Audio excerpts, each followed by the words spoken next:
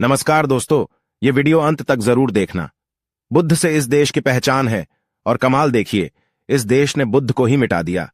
आज से करीब 2500 साल पहले इस धरती पर बुद्ध का जन्म हुआ था। बुद्ध का पूरा जीवन लोगों को जागृत करने में चला गया।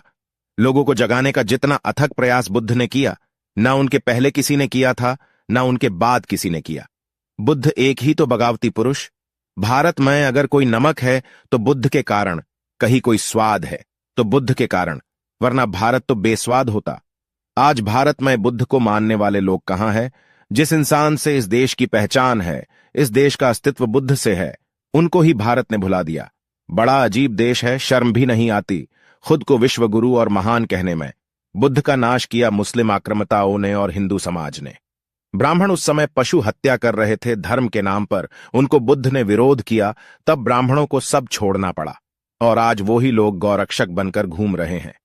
बुद्ध का सारा जीवन लोगों को जगाने में चला गया। बुद्ध ने भगवान को नकारा, मूर्ति पूजा का विरोध किया और आज इनको ही लोगों ने भगवान बना दिया। दुनिया में सबसे ज्यादा मूर्तियां बुद्ध की है, ये वाकई में हैरान करने वाला है। भारत में बुद्ध को मानने वाले ना के बराबर है, और जो है वो डॉक्टर अंबेडकर को मानने वाले हैं। उनको बुद्ध से कुछ लेना देना नहीं है। इस देश के सनातनी लोगों को बुद्ध नहीं चाहिए, और जो बुद्धिस्ट है उनको बुद्ध ही पता नहीं है। ये बड़ी हैरानी की बात मालूम पड़ती है। बुद्ध ने लोगों से यही कहा कि वेद कोई ईश्वरीय शास्त्र नहीं है, कोई शास्त्र ईश्वरीय नहीं है, सब इंसानों ने लिखे हैं। ये बात सुनकर पंडित नाराज हो गए और पूरा ब्राह्मण समुदाय ने बुद्ध के खिलाफ जिहाद छेड़ दिया। आज भी लोग कहते हैं कि वेद ईश्वर ने रचे हैं। पढ़े लिखे लोग भी यही मूर्खतापूर्ण बात कहते हैं, और यही लोग भारत को सुपर पावर बनाने की बात करते हैं। बड़ी हैरानी की बात मालूम होती है। बुद्ध ने यही कहा कि किसी पे भरोसा मत करना, अपने दिमाग से सच्चाई जानने का प्रयास करो, परखो तभी स्वीकार करो। बुद्ध ने कोई धर्म ग्रंथ नहीं लिखा। ये आज जो भी है वो बुद्ध के बाद लिखे गए हैं। भारतीय समाज एक मूर्ख समाज रहा है, जिसने सत्य को नहीं चाहा। बुद्ध पुरुषों को इस देश में नहीं माना जाता, यही इस देश की पहचान है।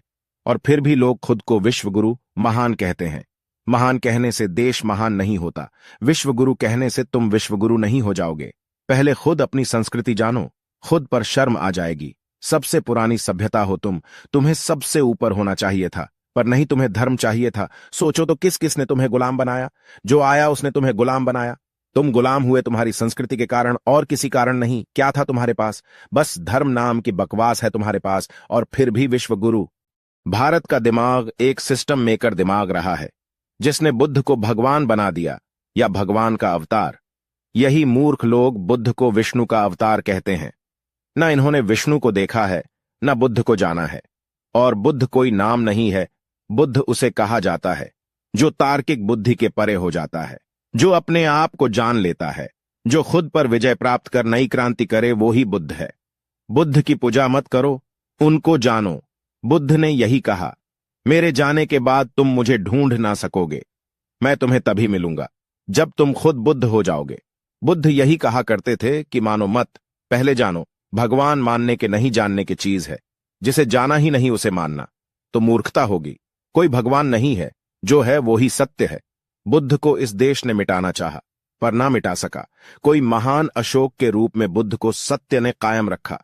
उनके बाद बुद्ध को महामानव डॉक्टर अंबेडकर ने पुण्य स्थापित किया, और अब बुद्ध को कोई मिटा नहीं सकता।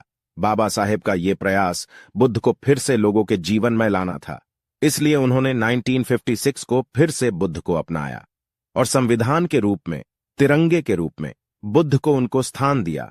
आज ये देश फिर से बुद्ध की पहचान लेके ही चल रहा है। यही सत्य की पावर होती है। सत्य को छुपाया जरूर जाता है, पर मिटाना संभव नहीं। आपको हमारा ये वीडियो कैसा लगा